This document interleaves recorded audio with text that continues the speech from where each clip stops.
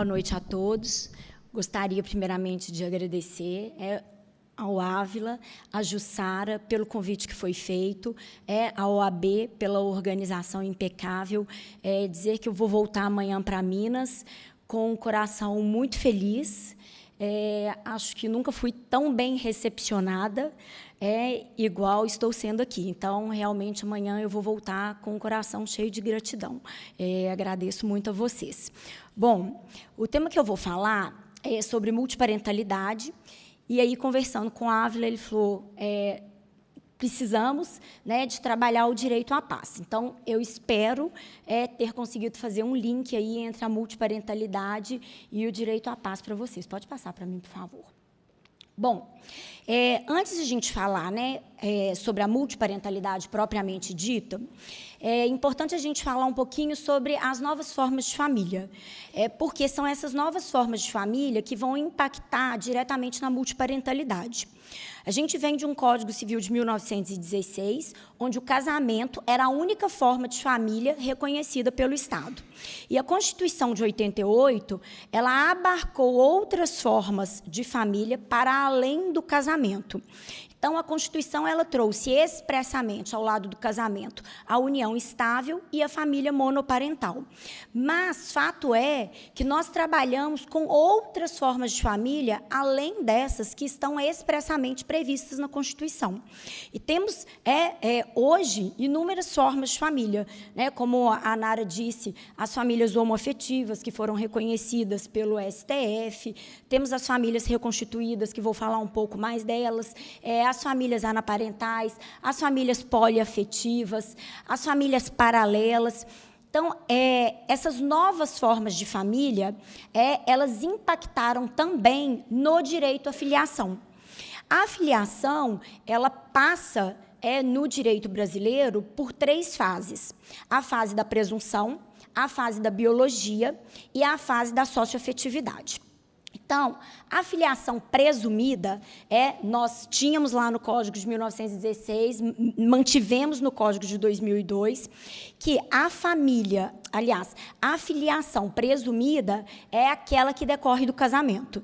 Então, são filhos presumidamente do marido aqueles advindos na constância do casamento. E essa presunção dos filhos advindos do casamento, ela foi uma presunção que vigorou muito tempo, até aproximadamente a década de 80, quando a medicina descobriu o exame em DNA. Então, com a descoberta do exame em DNA, acreditou-se que teríamos descoberto a verdadeira paternidade. Tanto é que nós temos vários julgados que se referem à paternidade biológica como a verdadeira paternidade. Inclusive, quando do surgimento do exame em DNA, se permitiu a relativização da coisa julgada naquelas ações de investigação de paternidade que já haviam sido julgadas, mas que não tinham o exame em DNA. E, para nossa surpresa, embora tivéssemos a paternidade biológica, fruto dessa descoberta tão importante da medicina, nós trabalhamos já há um tempo com a paternidade socioafetiva. E o que é essa paternidade socioafetiva? É aquele ditado popular de que pai é quem cria, virou também um dogma jurídico. Então, essa paternidade afetiva, ela vem ganhando um relevo cada vez mais importante no direito das famílias. Então, a gente tem, hoje nós trabalhamos com essas 3 formas de parentalidade, e a paternidade socioafetiva, ela pode ser traduzida de uma forma mais objetiva através dos atos inerentes do poder familiar, que são a criação, a educação e a assistência. Então, se João ele cria, educa e assiste Maria, João pode ser considerado como pai afetivo de Maria. E aí, a gente tem o artigo 1593 do Código Civil, que diz que o parentesco ele é natural ou civil, conforme resulte da consanguinidade ou de outra origem. Então, essa outra origem é uma cláusula aberta, onde nós podemos aí né, colocar a socioafetividade como um gênero que pode decorrer de uma série de situações. Pois bem, o que a gente tem que ter em mente é de que a paternidade biológica, presumida e socioafetiva, elas não são excludentes ou impeditivas uma da outra.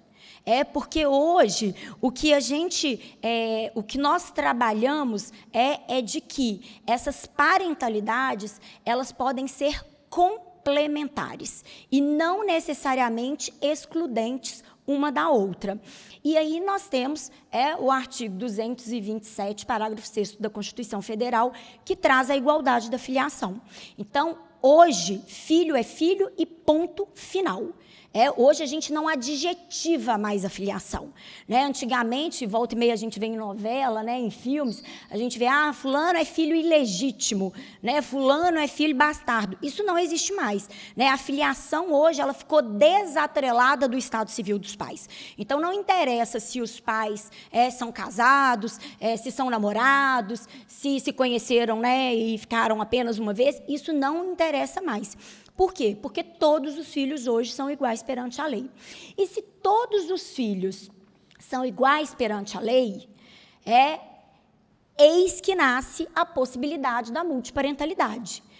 Por quê? Porque é possível que uma pessoa tenha simultaneamente um pai, quando eu falo aqui, leia-se pai e mãe, é possível que uma pessoa tenha simultaneamente um pai biológico e um pai afetivo. Eu sei que, num primeiro momento, essa é uma ideia que pode nos trazer uma certa estranheza, porque, afinal de contas, geneticamente, nós descendemos de um genitor e de uma genitora. Então, a gente pode, né, nos questionar, mas como assim uma multiparentalidade? Então, o que é a multiparentalidade? A multiparentalidade é a possibilidade de uma pessoa ter, ao mesmo tempo, 3 ascendentes de primeiro grau. Ou seja, ela pode ter 2 mães e um pai, ou ela pode ter 2 pais e uma mãe. Isso significa que essa pessoa ela vai ter 6 avós. Pode passar, por favor. E aí, né, assim, só para já aproveitar o gancho para o direito à paz, a gente tem que pensar o seguinte, se com um pai e uma mãe, nós já temos aí uma relação que pode gerar uma série de conflitos, imagina numa situação de multiparentalidade. Porque quando eu falo em 6 avós, do Natal pode ser ótimo para a criança, mas imaginem no dia a dia ter que lidar com essa gama de pessoas que são responsáveis pela sua criação e pela sua educação. A quantidade de conflitos e de perguntas, de questionamentos que a gente fica para o futuro. Né? Então, ela vai receber duas heranças?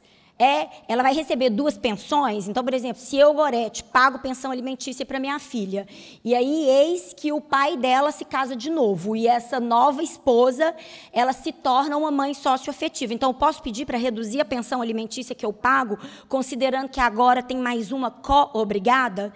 Então, veja a série de conflitos que podem surgir em relação à multiparentalidade.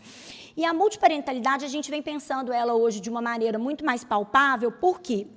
Porque nós temos um número cada vez maior de divórcios e as pessoas se casam também num número, né, muito maior, porque as pessoas acabam se divorciando mais cedo e acabam constituindo novas famílias. E essas novas famílias, quando têm filhos, são as famílias que nós chamamos de famílias recompostas, ou famílias reconstituídas, ou famílias mosaico. São as famílias formadas pelos seus, os meus e os nossos. Então, imaginem vocês que eu, Gorete, tenho 2 filhos, fico viúva, ou me divorcio, caso de novo. Então, eu levo para esse casamento os meus filhos, pode ser que o meu novo companheiro traga os filhos dele, e pode ser que juntos tenhamos filhos. Então, são os meus, os seus e os nossos. E essas famílias recompostas, elas representam, no meu ponto de vista, um palco propício para o desenvolvimento da multiparentalidade. E aqui é importante salientar que que nessas famílias recompostas são que nós chamamos, né, comumente de madrasta, padrasto e enteados. E aí a gente tem que ter ter em mente, né, algo muito importante, de que padrasto e madrasta não significa o exercício de uma parentalidade socioafetiva. Então, eu posso ter um padrasto que é só padrasto, mas eu posso ter um padrasto que se torna um pai socioafetivo. E aí ele vai interessar para a gente, do direito das famílias, do direito das sucessões, quando ele se torna um pai socioafetivo. Porque eu só vou ter efeito jurídico se houver uma parentalidade socioafetiva. Então, isso é muito importante. A gente não pode sair falando, padrasto é sinônimo de pai afetivo. Não, não é. Então, isso é uma coisa muito importante. E aí, vocês podem estar se perguntando, mas, Gorete, por que a defesa da multiparentalidade e não da adoção? Não é muito mais fácil a gente trabalhar com a adoção, que é um instituto que a gente já tem, que todo mundo visualiza? Pode até ser mais fácil, mas não é o que eu desejo. Por quê? Porque a adoção, ela rompe os vínculos com a família biológica. E a ideia da multiparentalidade não é o rompimento. A ideia da multiparentalidade é exatamente a acumulação dessas formas diferentes de parentalidade. Então, quando a gente fala nesse maior número de pessoas envolvidas, maiores são as chances de conflitos existirem. E aí, diante de um caso concreto, que eu tenho um pai biológico, que eu tenho um pai afetivo, que um quer permanecer, o outro quer tirar um. Como ficam essas questões? E aí, lembrando que os vínculos parentais, sejam eles biológicos, sejam eles afetivos, são irrevogáveis e definitivos. A parentalidade não é uma roupa que a gente vai lá e fala, hoje eu quero ser seu pai, amanhã eu não quero ser mais. São vínculos que duram para sempre. E aí, também, né, aproveitando a fala da Nara, que falou, né, dessa postura ativa do STF, em 2016, em setembro de 2016, nós tivemos aí uma decisão super importante para o direito das famílias e para o direito das sucessões também, em que o STF ele reconheceu a possibilidade da multiparentalidade. E por que ele reconheceu a possibilidade da multiparentalidade? O STF ele entendeu como matéria de repercussão geral a discussão sobre uma possível hierarquia entre a parentalidade socioafetiva e a parentalidade biológica. Diante de um caso concreto, qual delas deveria prevalecer? E, para nossa surpresa, o STF entendeu que era possível cumular essas fontes diferentes de parentalidade. O caso que chegou até o STF era uma pessoa que teve um pai socioafetivo ao longo de toda a vida, e aí, quando ele já era adulto, ele descobriu que o pai biológico dele era X. E aí ele entrou com uma ação em face de X. E o tribunal falou, olha, vai prevalecer a paternidade biológica. E esse pai biológico recorreu ao STF, dizendo, olha, tudo bem, eu tenho um vínculo genético com ele, mas eu não posso figurar como pai na certidão de nascimento dele, porque ele já teve um pai ao longo de toda a vida. E o STF diz, não. Possível acumulação dessas duas fontes diferentes de parentalidade. E aí, no voto, o ministro Luiz Fux, ele fala do direito à busca da felicidade. Então, quando ele fala desse direito à busca da felicidade, como fundamento da dignidade da pessoa humana, nós podemos pegar o direito à busca da felicidade e o direito à paz como integrantes do direito à dignidade da pessoa humana. Claro, né, gente, que a multiparentalidade ela não é e não vai ser a regra. ela ocorre de forma excepcional, mas o fato de uma minoria vivenciar a multiparentalidade não significa que essa minoria deve ficar desprotegida, muito pelo contrário. Então, eu não estou aqui pregando que a multiparentalidade tem que ser a regra, mas a partir do momento que a história de vida daquela pessoa demonstra que ela tem duas mães ou um pai, né, ou vice-versa, essa realidade ela tem que ser aceita pelo direito. E aí a gente tem, né, hoje, pensando aí no direito à paz, uma sociedade cada vez mais complexa, que traz novos conflitos para o poder judiciário. E aí eu coloquei aqui como um exemplo a guarda de animais. Né? Inclusive, hoje eu vi que o Tribunal do Rio Grande do Sul decidiu que um homem teria que pagar, salvo engano, acho que R$4.000 por mês, porque ele e a esposa tinham juntos 25 cachorros que eles tinham pegado em uma ONG, e ele foi embora e deixou ela com uma despesa de R$8.000 para cuidar dos cachorros. E aí ela entrou na justiça e falou, olha, não, eu quero que ele pague a metade. Então, quer dizer, são questões que vão chegando ao judiciário, que nos trazem uma reflexão, que nos trazem uma angústia, porque eu confesso que eu me questiono, será que nós não estamos levando tudo para o judiciário? A que ponto chegamos, né, de discutir a guarda de animais, né, se o STJ está decidindo se é possível falar em pensão alimentícia de animais? Então, são demandas novas que vão chegando, e por isso eu penso, né, nessa ideia de métodos alternativos de resolução do conflito. Afinal de contas, a paz, né, coloquei ali, ela é um pressuposto da convivência humana, e o direito à paz está atrelado à resolução do conflito de uma forma harmônica.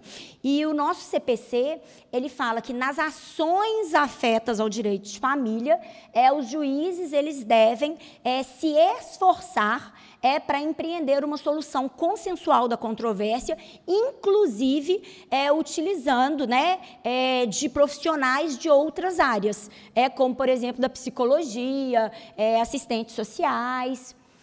E o que, pelo menos no Sejusc de Belo Horizonte, né, eu tenho visto muito essa equipe multidisciplinar dentro dos processos de direito das famílias. Então, coloquei ali para vocês que o direito à paz ele é necessário para alcançar a dignidade dos envolvidos, e aí, para alcançar a dignidade dos envolvidos, nós precisamos de acolher os vínculos parentais relativos àquela pessoa. Seja os vínculos biológicos, sejam vínculos socioafetivos. E aí nós temos que lidar com vários sentimentos, com necessidades diferentes na multiparentalidade. São desafios que a gente tem na tomada de decisões relativas à criação e educação dos filhos, né, em especial quando a gente está falando de filhos menores que estão em processo de formação do caráter, em processo de formação da personalidade. Então,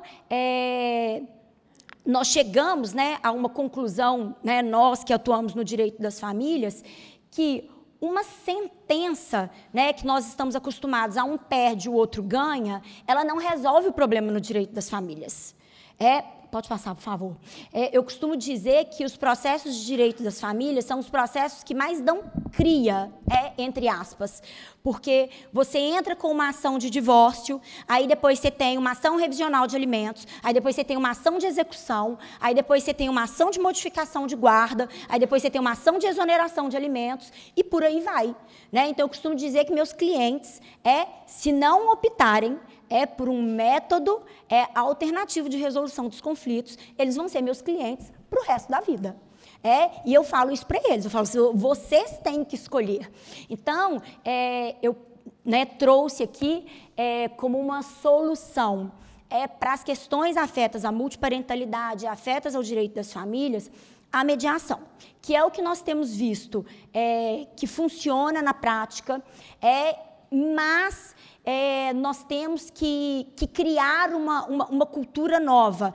O professor Cláudio falou na apresentação dele, né, da cultura da paz, que a cultura é um movimento, e eu acho que esse movimento ele tem que passar por todos nós que somos aplicadores do direito, porque nós também temos que mudar esse paradigma, porque muitas vezes eu escuto no meu escritório, mas você não vai brigar?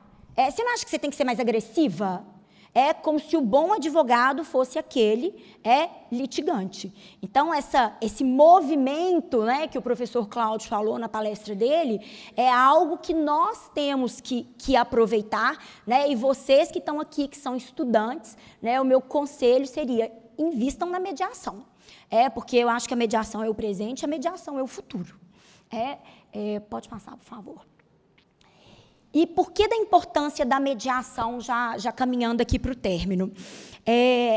A mediação, a gente tem que pensar que nas relações familiares, né, é diferente de uma batida de carro, que eu vou resolver aquele problema ali e nunca mais vou ver aquela pessoa.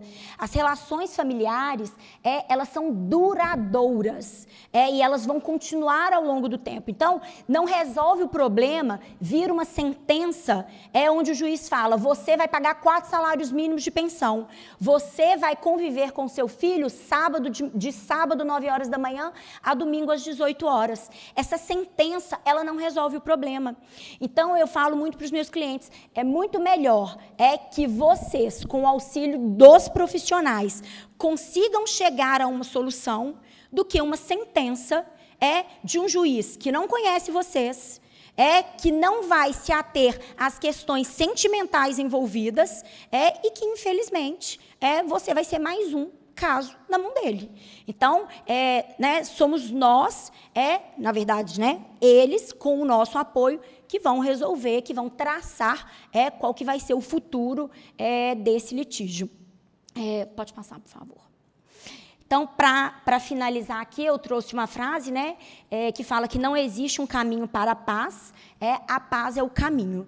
Então, eu queria finalizar dizendo que, mais uma vez, eu agradeço e estou muito feliz de estarmos aqui juntos, construindo, juntos, né, e de mãos dadas, construindo esse caminho em busca do direito à paz. Muito obrigada.